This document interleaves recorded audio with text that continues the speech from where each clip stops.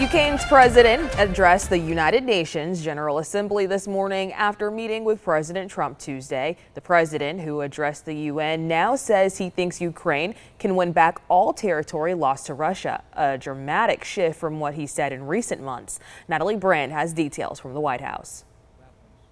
Weapons decide who survives. Ukrainian President Volodymyr Zelensky appealed for additional support from allies to help end Russia's war on his country as he addressed the UN General Assembly. We must use everything we have together to force the aggressor to stop.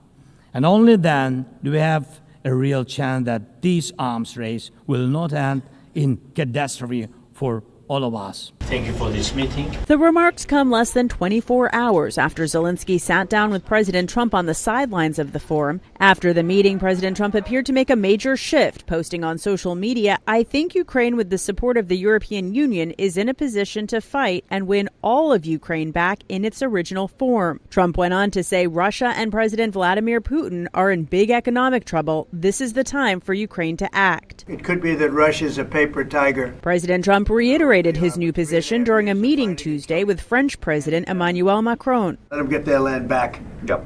So we'll see how it all works out. President Trump had previously said Ukraine would have to be open to giving up territory to reach a peace deal with Russia. But since then, he's grown increasingly frustrated with Putin as ceasefire negotiations have stalled. In the event that Russia is not ready to make a deal to end the war, then the United States is fully prepared to impose a very strong round of powerful tariffs. President Trump also urged European countries to stop buying Russian oil. The president of the European Commission said the EU wants to meet that goal before 2027.